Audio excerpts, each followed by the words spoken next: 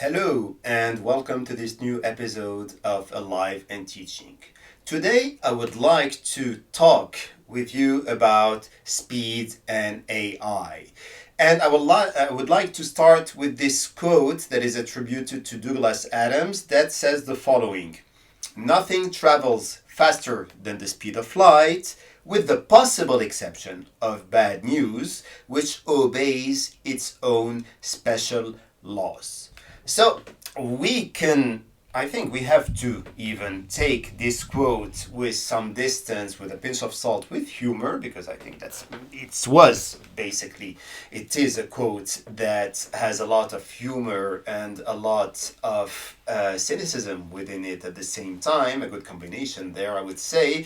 But then we also must realize that what may be true there is the fact that between when this was written at the beginning of the 90s and between the times that we are living today, it is true that circulation has accelerated. News are viral, as young generations say today, but beside that, everybody moves fast. Our institutions move faster. The emails, the technology that is around, the smartphones, the communication on telephone, on WhatsApp, all of this happens to make things move way faster than it was today. So the reality is that everything goes fast, but at the same time, going fast is different from learning. And I think that if we consider that the faster I do it, the better I am learning, or the faster I am learning, the more I am learning, then we would be wrong, because we're humans and because there is a pace that we need. We need to take our time. We need to have people even taking their time when it comes to transmitting something to us. So speed and artificial intelligence is what I will be talking about today, knowing that we have to be aware of and put at the center of our approach and calculation the fact that we do have a kind of collision between generations that are moving fast and a profession, the profession of professors, that has built on going deeper, and going deeper meant taking your time, of course. So let's see what we can mention there. Let's see what we can aim at when it comes to this reality that we have all around. Let's go. So, starting first with a couple of observations, I would start by saying that speed is definitely not a youth problem. There is a civilizational shift that we are witnessing there, because everyone is accelerating. We see it all around. So is youth or are students accelerating too? Definitely, they are doing so faster than the ones that are older. But at the same time, I am not sure that there would be the criteria, or let's say the driver for this speed in itself. No. Deep down, what students and what youth is today is just the most visible symptom of an accelerated world with accelerated habits, with accelerated expectations, and so on, so forth. Then, second, I would say that this same speed matter brought to youth is getting them to misunderstand the tools that are put at their disposition, meaning that students aren't even using AI well, in my assessment and from my observations. Why? Because they put the speed and the fast answer at the center of their own expectations and consideration. Meaning that students today, I'm talking about the youth in general and the students among them, they tend to want to generate things very fast. And the way they generate things fast, they also accept fast, accept things fast, because they want to move on. This is where AI in itself gets them, and I've seen them, I've witnessed them in many situations. Students using AI and just saying, oh, it's not working, no, I'm going to go to something else. Why? Because I've put a question, I didn't get an answer that convinced me, maybe. So instead, I would say, of fine-tuning the prompt, yeah, the students decided to try and find another way to have an answer to their own questions. Not necessarily going to books. I would say maybe even getting back to what we used to do before, which is Googling, for example. No, but I mean, yeah, there is this expectation by students that they want an answer, a fast answer to what they are putting there. And once again, this is affecting, I would say, their use of AI, because they apply speed to the tool in itself, knowing that AI tools, if you want to use them well, then you have to take your time. And then third aspect that is very well known because it goes beyond the example of the youth, but we find it a lot when it comes to the youth, the fact that if they scroll so much, that's because they have a kind of neurological rewards within this scrolling. Meaning that you have lots of studies that talk about all these chemical phenomena that happen within our body, and within this, the fact that there is dopamine that is being, I would say, forced or being like pushed to high extremes, and this is what scrolling brings us there. The fact that we are rewarded by scrolling, by seeing the likes and so on and so forth, and this is also something that gets us to want to go to the step after directly, instead of enjoying a moment, instead of enjoying a video, instead of having something deep that comes out of this video that we are watching. No, we want the step after. We want to go to something else, and when we publish something, we expect the like to come so that it gives us reward and satisfaction. Once again, this is not limited or confined to the example of the youth, but I think that there is something quite characteristic there when it comes to the fact that students are so much abiding by these same habits, because without them necessarily using what we could call shallowness, at the same time, even if they don't want to go for shallowness, what they are ending up with is being conditioned into something that is shallow. And here we are facing obviously a big problem compared to what things were at a time where teaching went through a specific, and I would say way slower pace. And so from here to the fact that we are witnessing, or we are facing, a real collision between two sets of generations, the ones that are the younger today, that are used to going very fast, and the ones to belong to times where internet was way less present, that maybe Facebook had been nascent, or for some others didn't exist even, and so your own social criteria had to go through other ways. So when it comes to depth, I think that depth still exists, but the problem is that in many cases it has become invisible. Why? Because we are in a world where the surface is what speaks a lot to us. What is it that explains why many people, looking at it at first glance, would tell you, wow, this is wonderful. This answer or this production or this paragraph happens to be wonderful. Why? Because AI is good now at generating something that sounds wonderful in surface, and that seems to fit with our own expectations. But the fact is that the AI generated work actually is basing itself on things that have been provided before. It is just that AI is good at bringing together all these letters and all these concepts and putting some math, I would say, into it, and some prediction into it, so that we have something that is fascinating to us. But the dilemma I would say there is that on the one hand, yeah, AI generates things that is not necessarily the deeper ever if you scratch a bit. And I think that this, I mean, if I take it to my experience, that happens quite regularly. When I make an effort of scratching a bit, this is where I see that there is something beyond what is given to me. But this does not exclude all the credit, I would say, that we could find in AI, meaning that AI tools also generate things that are definitely that can be good in terms of quality. What is the difference? The difference is that some people will go deep in the result of AI the way they would do reading an article or a book.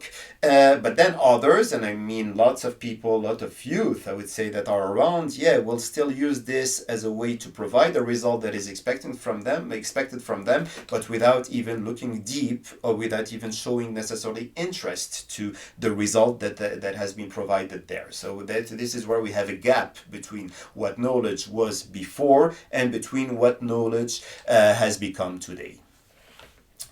Then a second part on this collision aspect is the one that I would bring more towards teachers, meaning that, yeah, I see it with many colleagues around that they feel that, I mean, they're wondering about the extent to which they would fit with their job or fit with the expectations of the students. Why? Because I would tell you, I feel so slow. I feel that the generations, the youth, the students that are in front are going at so much of a speedy rhythm, and myself, I'm slow and I can't find a way to catch up with what I imagine are the expectations of these same students. But I mean, you know what? I think that nobody should apologize for going slow. On the contrary, I see it a quality to go through a rhythm that is the one deemed adequate towards what has to be taught towards our students in themselves. And more than that, if students are so much in a rush in their day-to-day perspectives, maybe the classroom is the space where they must feel and they must enjoy the fact that you can go at a slower rhythm. You will always lose the attention of the ones or the others. This is something that someone in a book called the jellyfish effect or the jellyfish civilization. The fact that the attention span is considerably reduced, also because of internet and what we have all around. Okay, this is a fact, but what do we do? Do we foster it, or do we try and limit its effects by taking our time when we have to take our time? Honestly, taking this option of taking our time, I think, is not only something that we shouldn't be shy of when we adopt it, but it's also something that will serve better students and their interests. So I would say, let's keep taking our time there. And then when it comes to trying to find the methods and trying to adapt to what would allow students to learn more, of course we have to do it. I'm not sure we have to stick necessarily to an old style teaching. Some teachers do, and some of them do it successfully, but then you have to find the right way to transmit the knowledge, or the right method that will allow you at the same time to connect to these students that are always speedy, always in a rush, and so on, so forth. So this is where the adaptation part in itself can bring a sensation of, or can be exhausting in itself. And anyway, it is endless. But you know what? I think that this is what makes it even more fascinating, and even what gets us to feel more passion towards the teaching. Why? Because if we had to keep in a same rhythm and same method of teaching, I'm not sure that even ourselves would end up enjoying the process or the profession of teaching in itself. While when you try and adapt, I think that you're fostering or developing your own curiosity, trying to figure out what is it that your students think, what is it that they like, and through this, bringing part of what you know you are good at, which is transmitting what you have to transmit, doing it at your rhythm. Once again, this is totally legitimate, but trying to explore the ways that will allow you to have the students connecting to what you're saying. This is, I think, where you get definitely your teaching to being 21st century, with being capable of not only building on what was in the 20th century, what was existing in the 20th century, but even going back to Greek thoughts or Latin teachings, or whatever you want to have in mind when it comes to what you want to transmit. I think that what I'm saying in a nutshell is the fact that teaching can remain the same all through ages, because you are transmitting something, and the transmission thing in itself is what is important.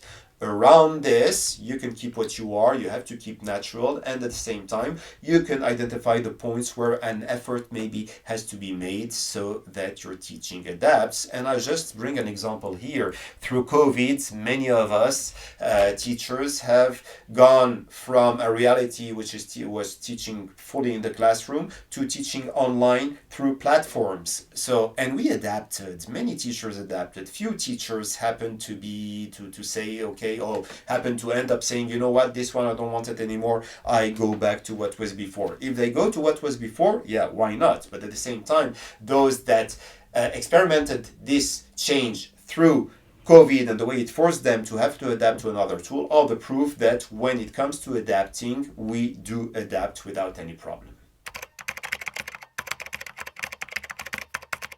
And so to conclude here, I would say that my main points would come as the following. First, the fact that if you choose depth, you don't have to put it as opposed to speed. On the contrary, it's just that depth is what it is, and there could be methods that go faster than others, but at the same time, depth has to be kept, I would say, at the heart of the approach that you are adopting. Why? Because if there is something that will always make the difference towards speed, it is depth. If you want someone to get something and to be sure that it is understanding, or that he or she is understanding the things very well, I think they will get to the point where they will understand that by moving from one point to the other endlessly without taking their time, they're just not learning anything and not even helping themselves when it comes to forging, or when it comes to framing and building their perspectives as people that are learning in life. So this is where, once again, let us insist about depth. Let us take our time when it comes to depth. I had a colleague that used to complain that once upon a time, that was many decades before, some classes in philosophy used to take a whole semester to study 1 or 2 sentences of Plato. Yeah, it was a reality, and I think that we move forward towards something that is less compatible maybe with this when it comes to students being around. But you know what? If you have students motivated for their philosophy class and you tell them this semester we will have 3 sentences that we will look at from different angles, you can find, I think, the method to get them also to look at this through different angles. Because looking at Plato, having computers, and looking at the impact of computers on teaching today is a way of trying to reconnect to what he said and to seeing the differences. So this is why I insist that everything is possible when it comes to us transmitting something as long as we are clear what we want to transmit, and as long as we make it clear to students that if they want to fulfill the role, then they have to go deep, and they should put aside any speedy learning, because the speedy learning definitely does not work by experience, and because we're all humans and we need to take our time when it comes to really learning something.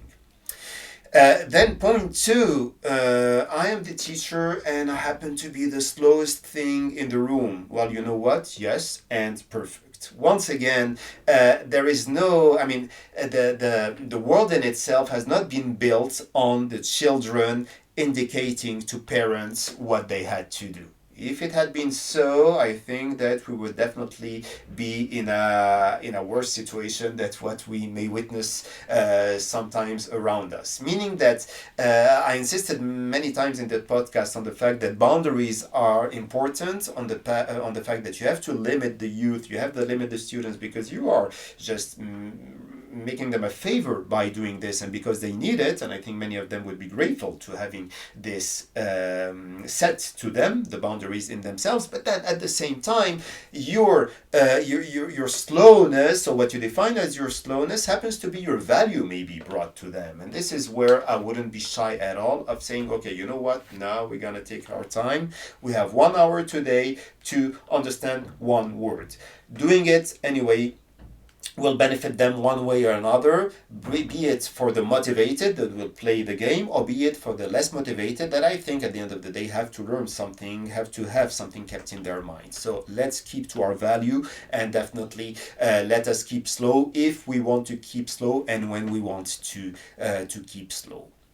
And then talking about this slowness, this is where I get to this other point, which is that when we take our job as teachers, our job is not at all at the same time to slow students down. No, because we don't want to slow them down in their process and what they're doing in their day-to-day perspectives. No, but I think we can teach them the fact that if we go slow, it is because we want to give them a foundation, and then this same foundation then they can use it in their own rhythm, in their aside activities, and maybe bring it faster to other perspectives. I know there seems to be a contradiction there, but I'm not sure it's so much contradictory. Why? Because once again, if you give me the tools and I decide to use them my way, then this is what has been, this is what had to be delivered. What I mean there is that I have to make it sure that what I am transmitting is something strong, that there is something that is grounded somehow there. When it comes to them, they want to go deeper, they will find the ways to go deeper. They want to do it faster, they will find the ways to do it faster. I consider that to learn a language, I must take my time. Must have my book. I could watch videos, but I take my time and I review the words and so on and so forth. Okay, I set the foundation like this. Maybe some of them will want to go to Duolingo or whatever other tool related to learning languages that there is there. The proof that we have around is that it does not work 100%, but it becomes their choice afterwards. So once again, and to wrap it up, I think that authenticity is what is important, that these generations that we have in front of us will have an authenticity of theirs that will happen to conflict with the ones of the generations that come after. And this has been, I would say, all through history, the history of humankind has been like this. But as long as we hang on and we insist on something that we deem is our value and we deem is I would say if is precious when it comes to what has to be put at the center of perspectives, this is where we're delivering not only a favor to our students, but also where we're doing something that has been commended, I would say, by the job of teachers taken as a whole.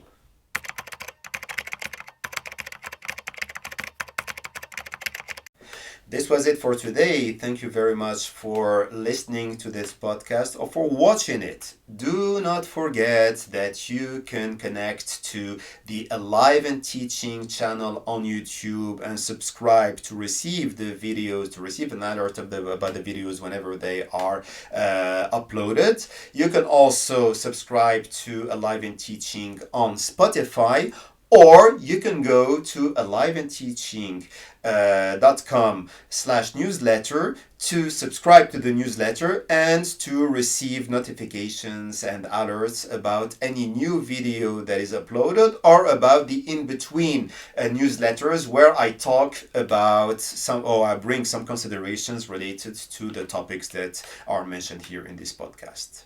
Thank you very much. Take good care and see you very soon. Bye-bye.